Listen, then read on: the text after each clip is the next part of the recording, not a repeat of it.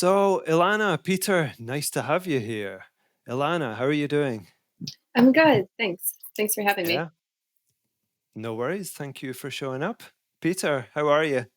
I'm good. I'm good. I'm alive, so I can't complain.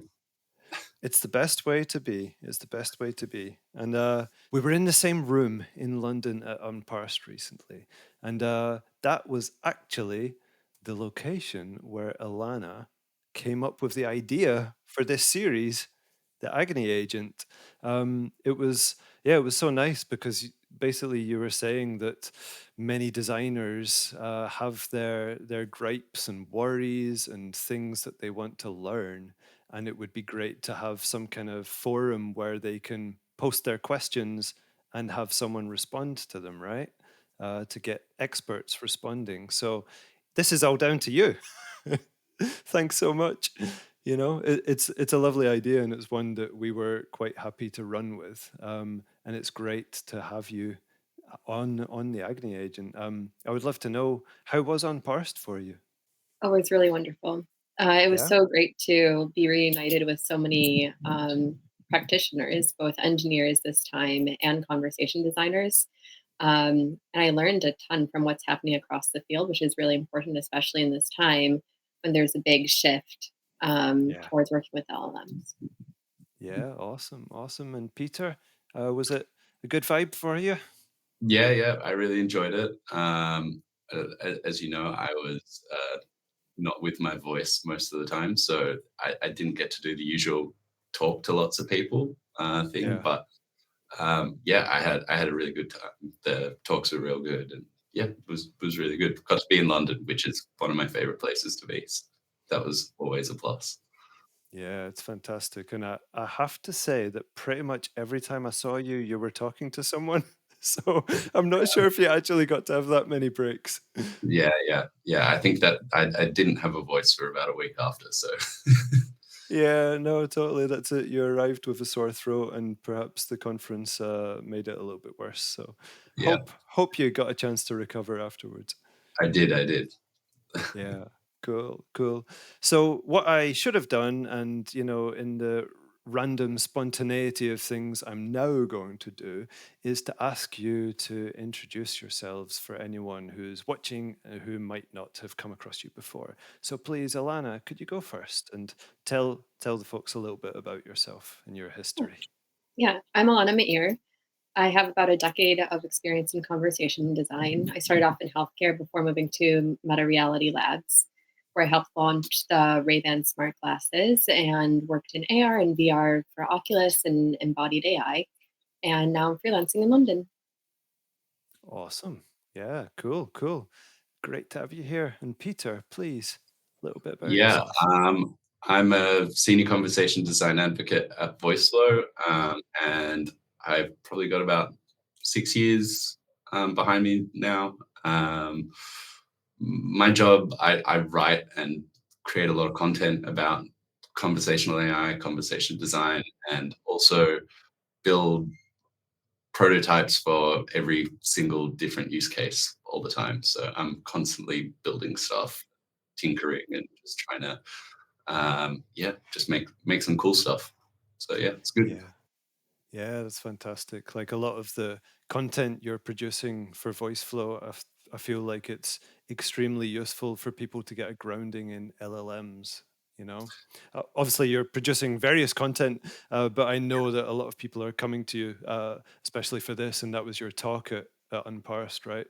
Yeah, yeah, that was really good. I did not expect so many people to turn up for it, which was it was like, but yeah, it was really really fun, and yeah, it was super cool to see so many people into you know that kind of LLMs and how they all kind of work with conversation design.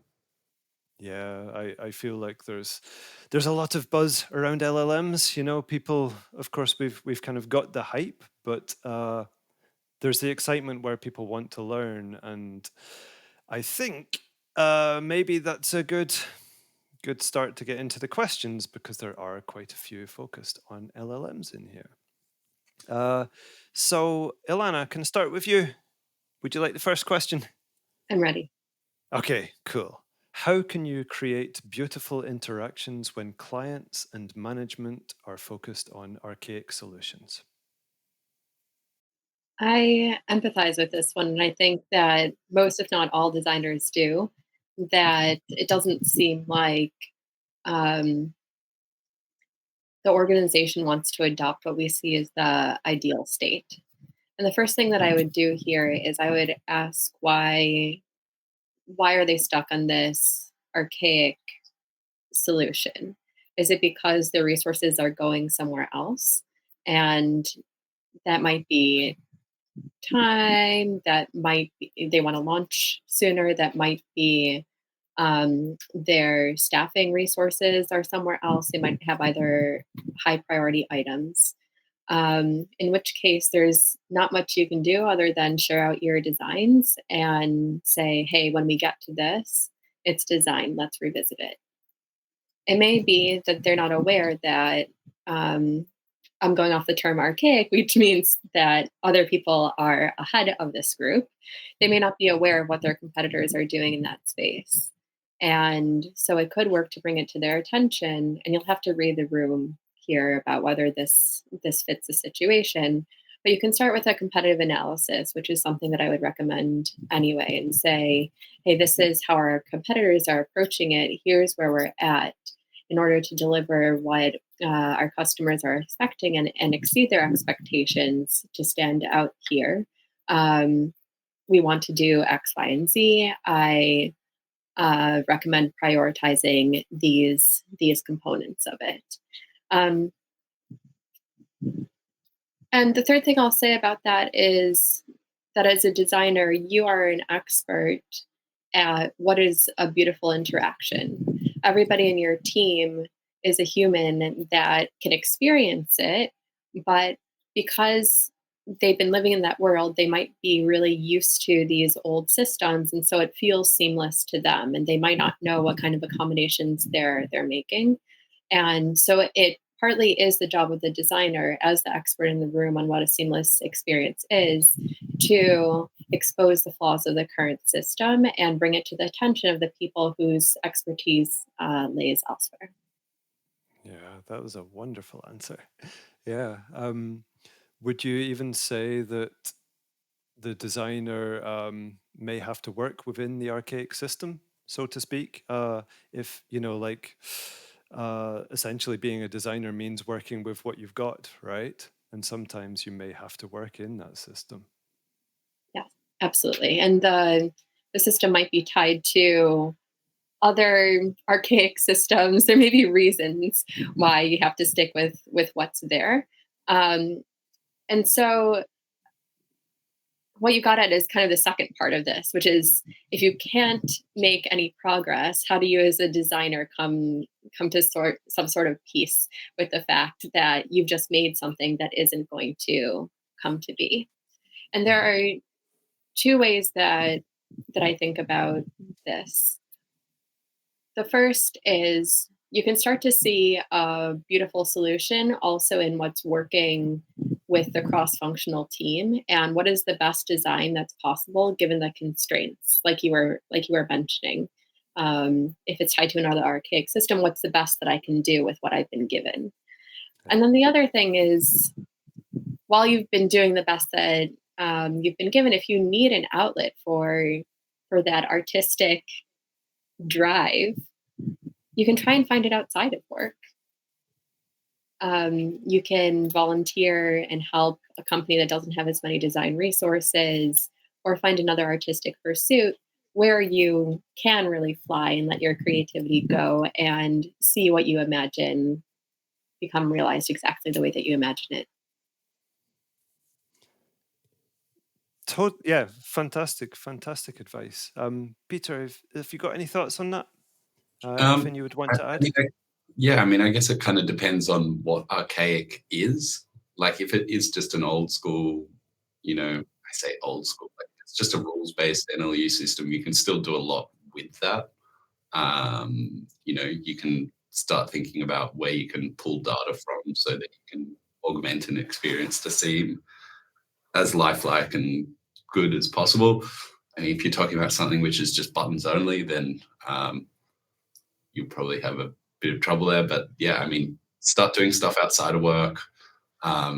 If they don't really want to move on, like, you can start looking for another job and seeing if you can find something that's more fulfilling. Like, I think like, if a business isn't wanting to move in a direction that you want to move your career in, then you've always got that option, and just like practice outside of work, I guess, and do the stuff that you want to do, and then get your folio up of the stuff that you do want to do, and apply for places where you can do it as well.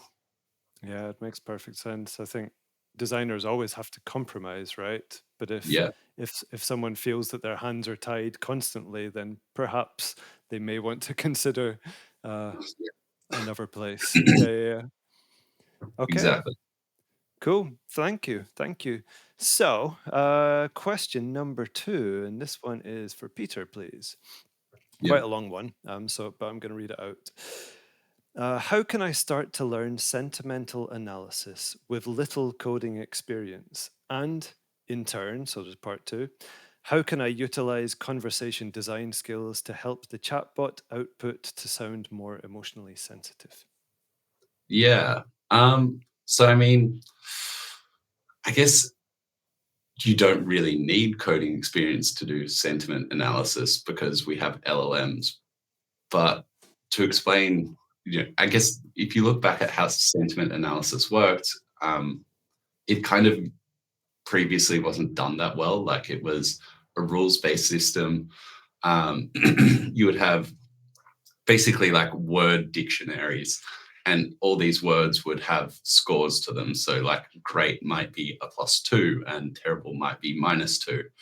And then it would have a system that would score up the entire sentence. And that's obviously problematic because it can't understand sarcasm and stuff like that. So, you might say this movie or something was not bad at all. And obviously, and then it gets a negative sentiment score, which is like, it's actually probably pretty neutral. But with something like an LLM, you can start having prompts which sit over your conversations, which are reading the logs and whatnot, and outputting a sentiment score that you've kind of defined. Or you could even do it on a turn by turn basis, where you have a prompt kind of outputting a sentiment score as you go, and then that's tweaking the path that you go down. In terms of being more emotional, or more respondent to different emotions, I think it really, like, if you're doing it on a turn by turn basis, you could do it 2 ways. I guess, like, one, you could just have your LLM take the score as an input into how it responds, if you were doing it with LLMs, or you could just have like different paths. So maybe you've got a path where you've got your canned response, which is reacting to a more negative score, one which is a neutral, one which is a positive, so that you can kind of respond. That probably takes a whole lot of extra work to um, deliver the same response, but, like, if that's something you want to do, that would be a way to do it. But otherwise, yeah, just, if you're using prompts throughout your conversation and you're chaining them all together, then yeah, the kind of having it react to a score or something like that could be a good way. Yeah, fantastic. Fantastic. Ilana, have you got any feelings on that? Anything you would want to add? I have yet to see a strong use case for sentiment analysis. I know that in the medical field, a lot of people are looking at voice analysis to diagnose things such as depression. Um, but sentiment analysis, or one's emotions, one's sentiment coming into a conversation, can be so affected by their context. And how are they arriving to you? What happened immediately before, or what are they anticipating happening after? What are they just outside the realm of the conversation and their relationship with the company? And I'm hesitant to say that it's the job of the company to help the person regulate their emotions. If the company is doing a good job in providing the service that they promise in an efficient way, um, then people's sentiment should go up. But you Yeah. can look at sentiment analysis for things like how did this conversation go as one of the metrics that you're looking at. Because you can, even if conversations are successful, maybe 5 out of 5 people made purchases at the end or had their issue resolved at the end. You have to look at the pathway there. And so I might even wait. If 5 out of 5 people ended on a high note with an exclamation point, or a positive emoji or something like that, I might weight that a better success rate than if everybody ended with like a period or like a fine or just like an okay, even though their issue was resolved. Sure. Yeah. I think you've both touched on many great points around this.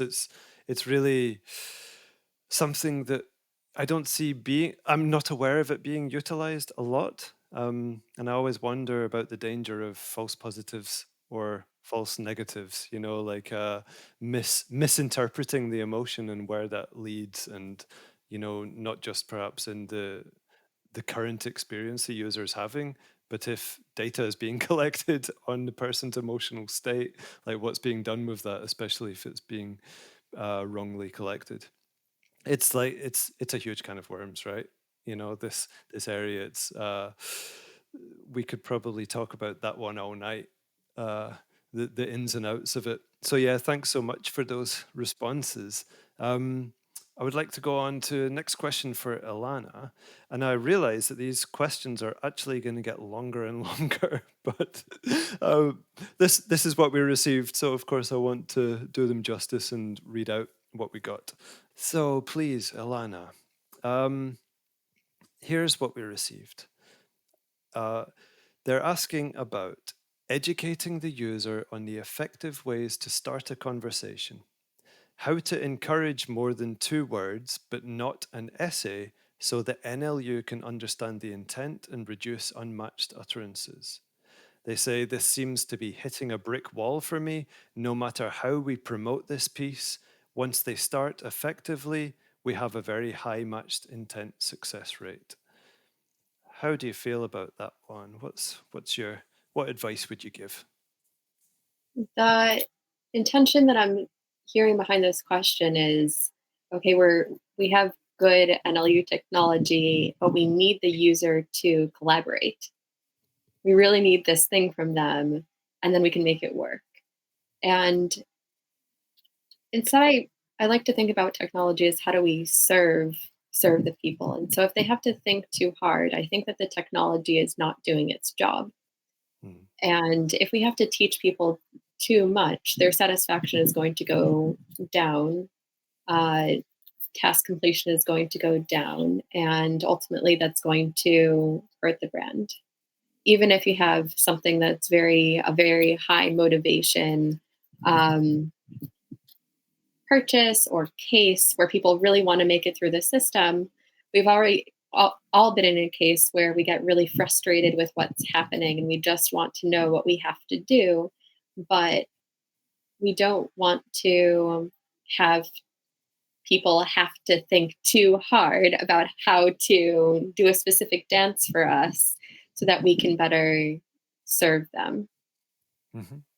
I do understand, though, that there are limitations to technology, and this is a very real problem. That hey, we have the technology here, and we actually do need users to cooperate. So, what do you do practically? Yeah. So the first thing that I might do is look at the NLU and see is there something that you can improve there because you've set an expectation. It sounds like where users are interacting in a certain way. So is there a way that you can use that you can use how they're currently interacting and just bolster your technology so they don't have to think, they don't have to do anything different. You just have a higher success rate, whatever that is for you. The Hmm. other thing is while you're working on that or considering it, I might consider going back to whatever the baseline is that you can deliver on. And that might be just a rules based system. We still have NLP, we still have directed dialogue, which is actually very good in certain circumstances. And if I think about it, it does feel archaic to go through like a yes, no, press one system. Hmm. But it's extremely accurate, and if it's well done, I can get exactly where I need to go. And I so prefer that than trying to think about what is in the mind of the system, going through a bunch of error flows. So those are the two things that I would recommend: looking at the NLU technology, and also going back to what can you deliver on. Yeah, cool, fantastic, fantastic. I wonder if I could pose this in a slightly different way to Peter, because um, it seems to, like, if I'm interpreting the request well, it seems that part of it is that in the first turn of the conversation, the user's intent isn't being matched properly. And I'm aware that LLMs can help here, right, in terms of intent recognition. Um, do you feel that that is a possible remedy for this person's pain? Maybe. I mean, to me, the way that I would have handled something like this previously, so say like you're on an IBR or something, and someone comes in and they just say account, which doesn't really help you. Um, I would have intents which are created specifically to get more information out of someone. So if they said account, you would go, okay, what is your account question about? Or like that's those sorts of things. So have these intents which are purposely for disambiguation, and then you can try and get more out of a user so that you can kind of connect it all together and then get them to the right place. Um, a two-word question, like it doesn't, I don't think it necessarily matters really whether it's an NL. I was just mashing NLU and LLM together, NLU or LLM. Uh-huh. Um, yeah, that's the way that I'd probably start to handle it, is try think of ways that you can disambiguate what a customer's asking about, and then putting them down routes to kind of get that information out of them. Okay, cool, cool, great. I think you've both given loads for this requester to work with. So thanks so much. Um, okay, Peter, this one is quite a short request. So they're asking for meaningful metrics of success beyond the basic unique users. Yeah, for sure. So I guess it really depends on who the audience is for the metrics. So um, if you're looking for the team that's actually kind of building and developing the bot, I think F1 score is a really good one. So F1 score is like I think it's a weighted average between precision and recall ratios, and you get them by, um, you know, marking conversations or turns of conversations and what intent they match to with uh, true positive, false positive, true negative, or false negative, and then you get your weighted average. I think that's a really good way to kind of get a pretty good gut check of how your model is performing. And to be fair, you can use it. You could even use it to do things like, if you were using a knowledge base or something like that, maybe you have um, a kind of like, you could have golden utterances, and then the responses should contain this information, and you could similarly like be like, did the response contain the information, did it contain false information, etc., do true positive, false positive, etc., etc.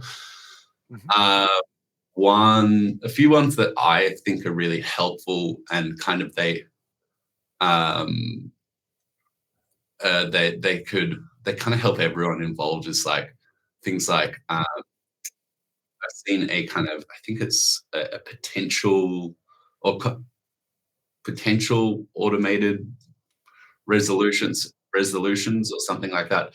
And the idea is basically that you get an LLM to look over your conversations and find areas where, hey, if we did this, we could automate X amount of conversations end to end. And then you could start linking that to like a dollar sort of amount. So if you already had like $1 saved a resolution, which you could kind of do with like I think you do it with resolved conversations over resolved conversations plus not resolved conversations. I think you could do something like that for like an automated resolution rate. And then you would have like $1 value with them. You could start to be like, well, if we did this is like 5% of our, conversations. If we automated all of these, this would have saved us X rather than handing it to a user. So you can start to like create a business case for new automations. So yeah, those are some ones which I can think of off the top of my head. Then yeah, they're the main ones which I think kind of like your F1 score helps the people, if you're using an NLU, sorry, and the other ones are kind of start helping you create business cases to do more. Yeah, fantastic. And it also makes me think of filling out the roadmap, like if it's flagging potential automations. Yeah, that's great. Ilana, is there any meaningful metrics of success that you would recommend people use?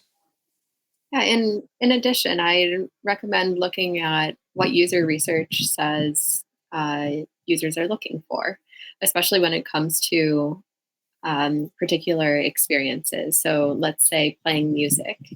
I was listening to Spotify made me a morning playlist this morning, and I was thinking, wow, I've listened to a lot of songs, and I like a lot of songs in this playlist. And so, if you're coming up with an experience like that, you might think of how long is it before the user takes over and changes the song. Or if you're thinking about dictating a message, what is a user's tolerance for errors? And have you satisfied that requirement for users? So in addition to having that standard set, I'd recommend looking at the experience specific set that goes back to your user research and what your users are looking for in that circumstance. Cool. Perfect. Great advice. Ilana, the person is struggling a bit with stakeholders. They say they've got a room full of overly technical developers on one side and impulsive sales folks on the other, with no one advocating for a holistic, thoughtful review of the full picture before diving in. What would you say to that person? That's you, designer, that's you. You're the holistic person that says, here are the list of requirements that we have. It has to meet the sales people's requirements for what they know that people are looking for. What are their selling points going to be? And it also has to meet the engineer's criteria for this is the software that we currently have. This is the development time that we're working with. These are our other priorities. This is what we can make happen. What it sounds like though is that there's like a relational issue happening where people are locking up and not listening to each other anymore. And so that's the thing that I would see if I can address. And there are few ways to go about that I would just kind of judge depending on the specific circumstance. The first is in the past I've just kind of like cut through it and just said, hold on a second, everyone. And just using language like that, where it's, hey, can we regroup a second here? What I'm hearing is this from this side and this from this side. Is there a way that we can move this forward? Or can I take that for a day and then come back to you all and see what you think? You can change whatever I come up with, but I think I have an idea that will work. And so volunteering your expertise as a designer and also making it clear that you're listening and you hear what all the stakeholders are saying and that they will have a chance to share their input and give their feedback, I found to be successful. Sometimes that's not the way to go, though. Depends on who's in the room, what your relationship is with them. And so sometimes what I've done is I've talked to people individually and see where people are at. Is there somebody in charge where I can find an ally in them and say, hey, talk to them one on one and say, hey, there's a lot of tension between these groups. I'm thinking about how we can diffuse it. Could I have 5 minutes in the next meeting to talk about this, and this, depending again on your particular situation. This is to say that the designer is the person who should be looking at all those views and does have the expertise to bring them all together. There are a couple of circumstances though that just make it really tough. So if people are feeling a lot of pressure, or they're worried for some reason, if there's pressure to launch or pressure to make it good, sometimes that can make people lock up. And that's a little bit harder one to manage, because it's not just people thinking about their own work. It's this external thing that's putting pressure on people. So again, it's very specific to the circumstance, but I might think about, is there a way that we can unite against that thing? So is there a way that we can come up with the best thing? How are we going to make sure that it's the best thing that we're comfortable with before we launch, something that we can all be proud of? That's right. Mm-hmm. Cool. It's not like there's a design magic wand. It's literally just talking to people, getting them all talking, and trying to find some kind of consensus, right? Am I reading your view on it right? Yeah. And Yeah. I encourage listeners to be brave about it. Everybody wants to do a good job. And so if you walk into a situation or a conversation and that's your goal too, then you'll be fine, or you should be Yeah. fine, or you can feel good about what you've put out there and know that people are locking up for other reasons, but you tried. Yeah. Peter, we're getting into the generative AI and LLMs a bit more here. So, please, Peter, how do you balance institutional obsession with generative AI with the reality of where the technology is now in terms of accuracy and relevance?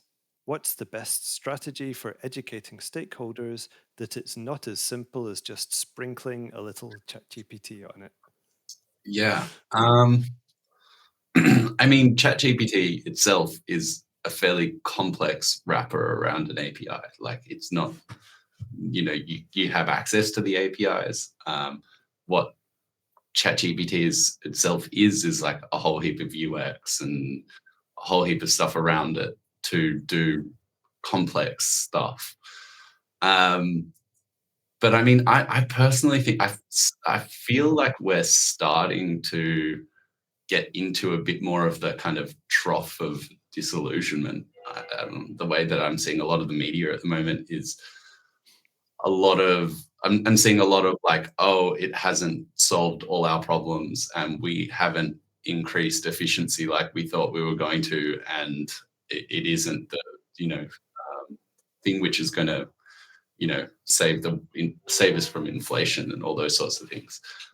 So it was probably definitely overpromised in the last couple of years. I think looking at generative AI where you can use it, I think, like, I guess it's all about applying it to the right use case. So customer support, that sort of thing, great use case. It's something that can be automated pretty well. I think it's also about looking at, like, what little tasks can you do on your everyday that you can start to automate or increase the efficiency of. Um, you know, maybe maybe you're doing some advertising and you want to be able to create but the company you work for is like doing is in lots and lots of different markets, so you've got to translate into lots of different languages. So maybe that's a great use case to increase the efficiency of that sort of thing.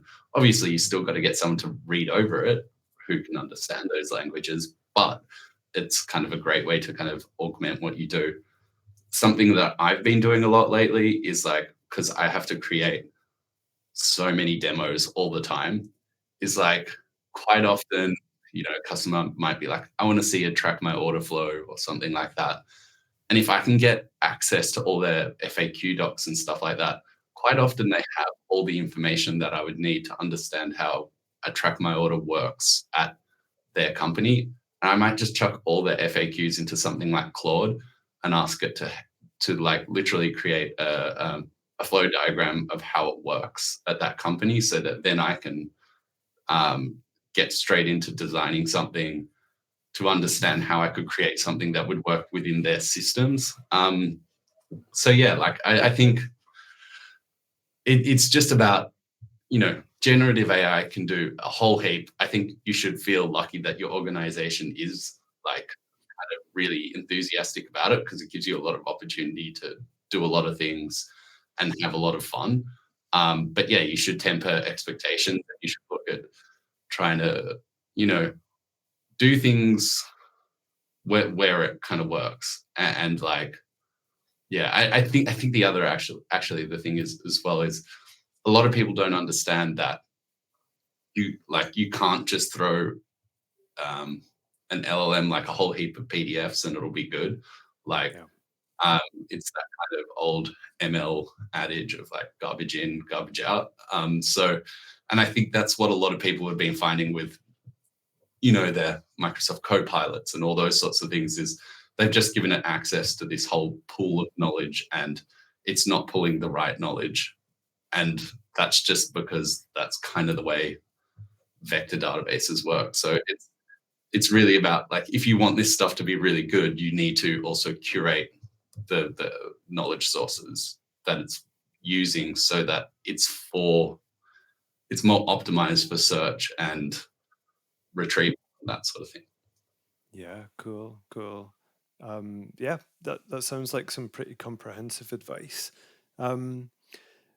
There's, Ilana, a question which is similar but different, where they ask, basically, how do you build a chatbot that matches ChatGPT capabilities? My first question is, do you really want to? Why not just borrow the model? And then I think, why do you want to match it? If you want to match it, then why not borrow the model? Don't you want to surpass it? And you can surpass it by, first of all, using a combination of the models that are right for you and the right applications. So when are you going to use a large language model versus a small language model versus an LU? Having the right combination of that will work wonders for your product and bring you way past what just a pure GPT solution will provide. The other thing is having your models trained on data that's specific to your customers, specific and relevant to your customers, to help provide better answers. So while we just said that throwing PDFs, you can't just throw PDFs in a model. There is value in having source documents that the model can reference that are specific to your product and specific to your industry. So if you have an automotive industry, do you really want cruise data introduced into that? Or can you just use data from the automotive industry to get your customers better answers? Framing the purpose of what you're aiming for is most important first, rather than just going in and trying to build something amazing. And I can address that that part of the Please. question too, Yeah. briefly. So first of all, you need good data and you need a lot of data if you want to match a GPT. And if you want to do better than ChatGPT, also look for biases in the data and do better there. You'll want to have good architecture for the model, so making sure that when it ingests the data, it's doing so efficiently. And that's something that you might think of if you're, especially if you're putting a model on hardware. You want it to be an efficient architecture so that it can run quickly. You'll also want to have your quality metrics well defined, so that you know that the model is running well, like you would with any sort of product experience engineering feature. And there's also ways to go in terms of making conversational multi-turn, multimodal responses. So those are the things that I would recommend to not only meet ChatGPT where it is, but also surpass it. Fantastic. Can I also Thanks. just jump in quickly there? I think Please, as please, well, please. like if you're doing it for your own business, like start thinking about frameworks for which you want your conversations to happen in. So I think the magic with ChatGPT is that it can respond to the unexpected and do all the things that you wouldn't expect it to be able to do. So if you start thinking about like your conversation with a business as like a series of frameworks of like these things can happen and these are the situations that we're expecting, then you can kind of design a framework for the entire conversation to happen, but not have any of it really pre-designed, if that makes sense. It's very reactive to what's happening right there and then, rather than, forcing people down decision trees. And I think that starts to go a long way into making it feel more magical, I guess. Okay, so we've got a question here for Peter, which Yep. is, please, they just ask about fine-tuning an LLM to create a chatbot, which is quite broad, right? How would you Yeah, yeah. answer that? I mean, I'm probably going to have a controversial take here, because I know the open source community probably disagree, but I just don't understand why you would really want to. Um, Okay. I like fine tuning a chat. Well, I guess it really depends on the use case, but like maybe for you would want to do something like on a smaller language model that you wanted to achieve a very specific task on doing one thing and one thing only. But doing it for like a business chatbot, or something like that, the data's going to go stale, which is going to mean that the training data itself, like it'll give the wrong answer. It costs a whole heap of money to train a language model.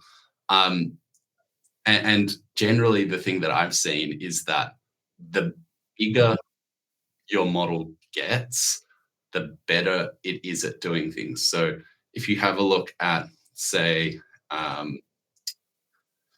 GPT-4's ability to reason comparative to GPT 3.5, it got a lot better just because it got a lot bigger.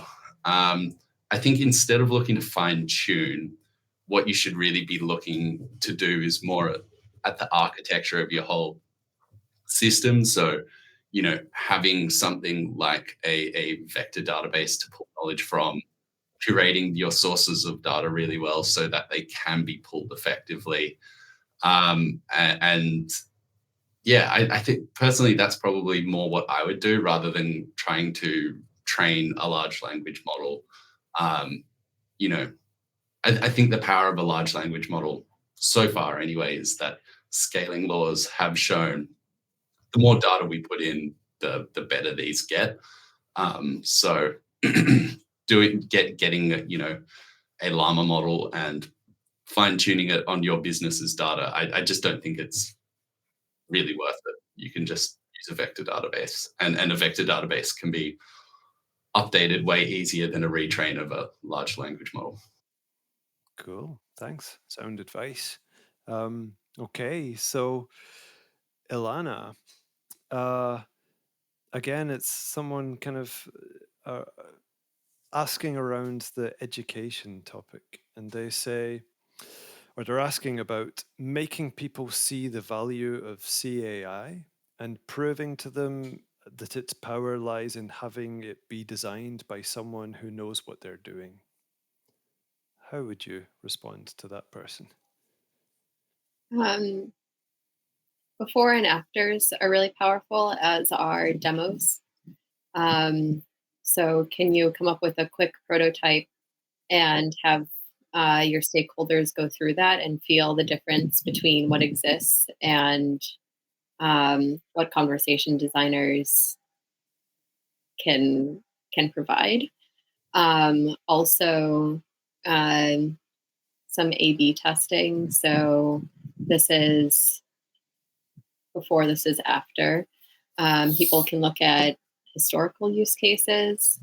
I'm not sure if they mean including a conversation designer on a team and the conversation designers are at the company already, or if they'd like to onboard um, the designers. But in either case, showing with some data um, is usually the way to go, and also um, experiential kind of teaching through the use of demos is also very impactful. Gotcha, gotcha. Do you feel it would be dangerous? And it seems to me that this is quite unlikely that nobody has experienced ChatGPT yet, but I know that there are many people in the world who haven't experienced it yet. Do you feel it'd be dangerous to say to them, oh, you want to learn about conversational AI, you want to see what it can do? Try this. Mm, yeah, so it is a really good technique um, to ground comparisons in something that people already know. So a conversation designer will often be asked, what does a conversation designer do? And then you Yeah. can say something like, oh, you talk to, like talking to your phone. There's a designer behind that, deciding what happens next. You say something, what happens next. Um, so depending on the application, depending on what you'd like to hire a conversation designer for, um, just opening ChatGPT could be good or could be dangerous. It also depends on what you say around it.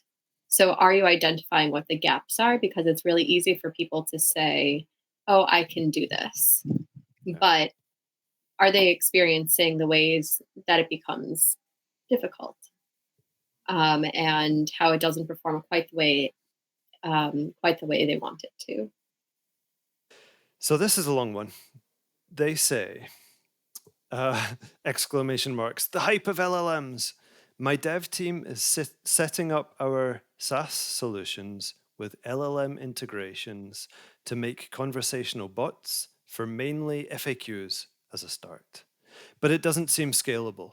I need to bring in my CXD skills to help them and convince them of what it needs to change. But with LLMs, the focus has more shifted back to the devs experimenting and doing their bit. There's a lot in that, right? Yeah. And actually they added a follow-up question, but I feel that in that there's a lot to be discussed. Like how do you feel about it, Peter? Um, I mean, I guess there's nothing stopping you from experimenting as well. So that would be my first thing. Like you can do stuff as well. But I would say that, conversation designers kind of already understand flow and like how to kind of guide a user through a conversation. And I am seeing, a lot of devs set up a vector database, they set up an API call to something like OpenAI or Anthropic's APIs, and they have a simple prompt and it's doing Q&A, and it kind of does the job fairly well most of the time.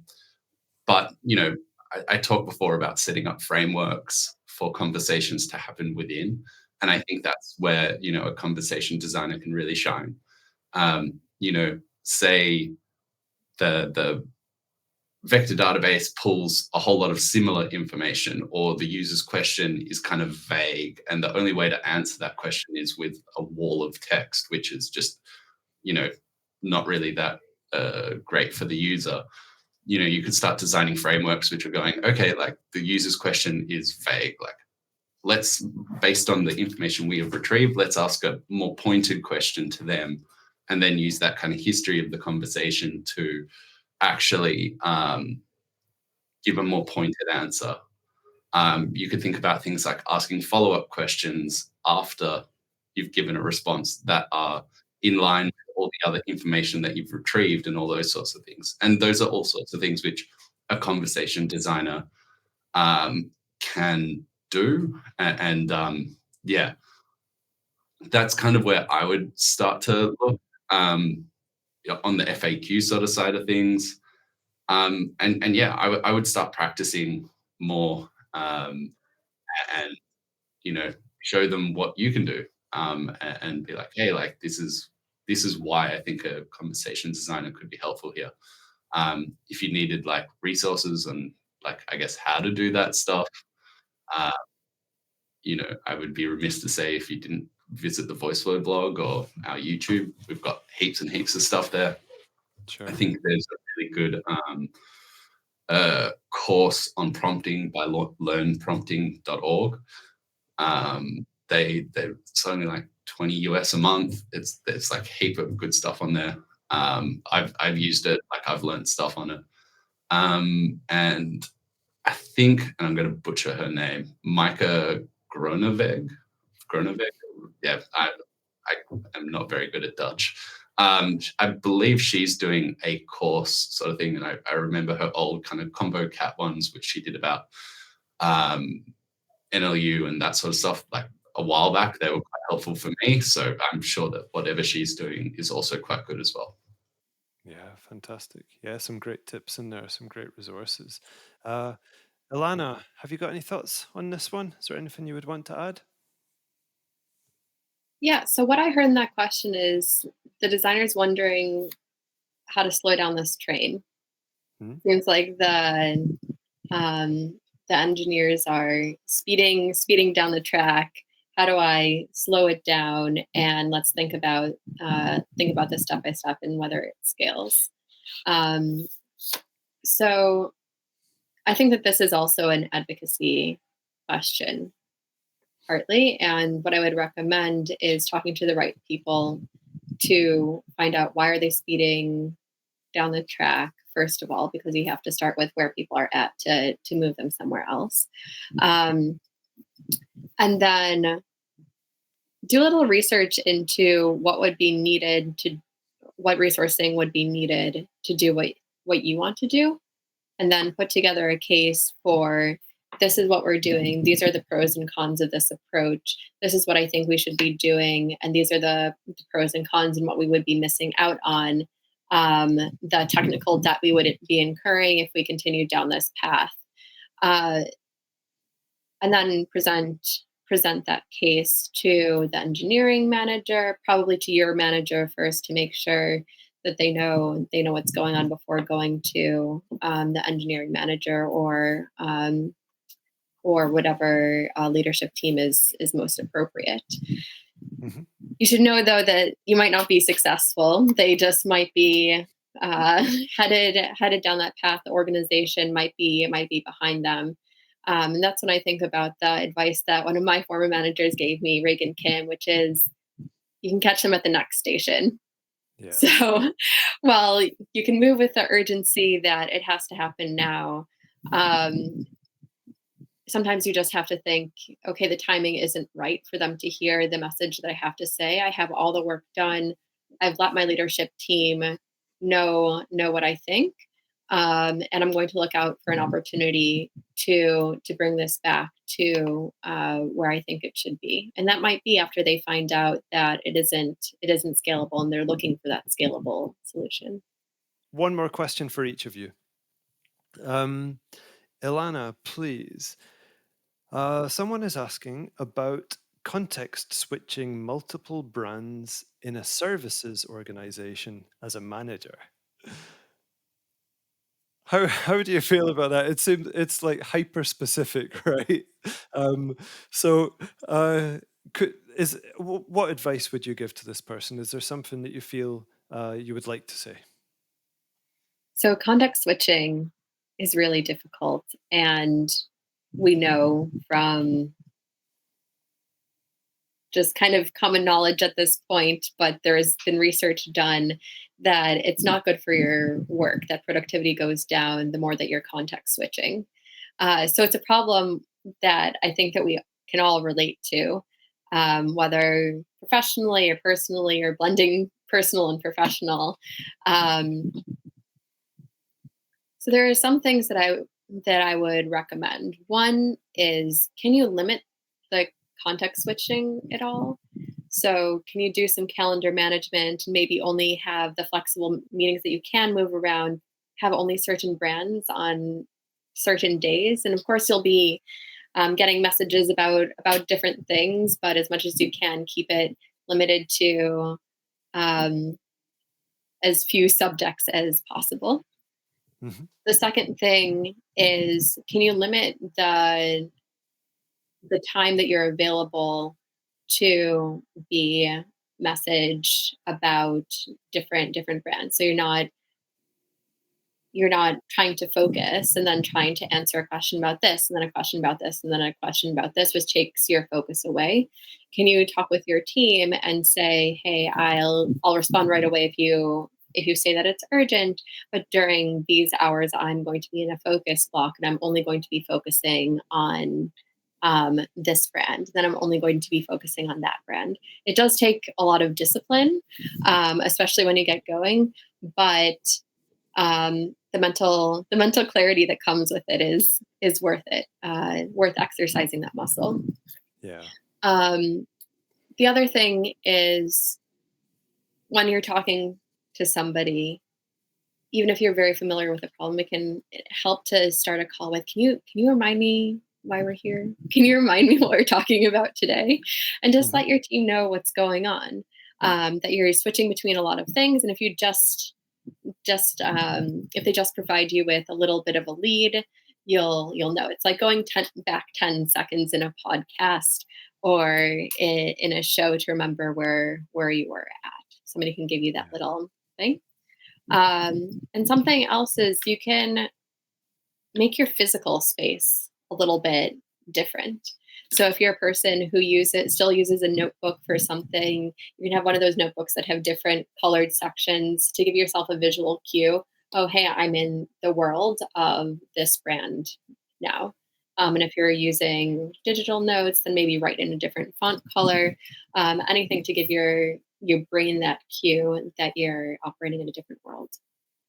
Yeah, it's great advice, and I feel this is super relevant to anyone working in a startup or even a solo entrepreneur, right? Because often they will be juggling various aspects of their job and switching from, perhaps different clients, but even like, at some point having to deal with the finances, or in my role, it's jumping from creating content to doing some design to maybe managing projects and so on, and it's yeah, I'm going to take a lot of what you've just said and use it myself.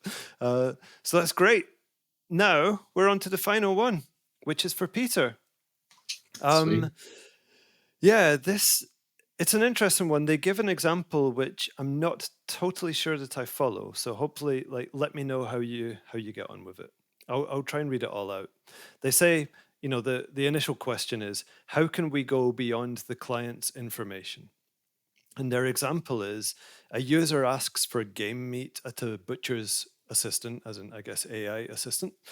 The butcher didn't inform us, the builders, if they sold that category of meat.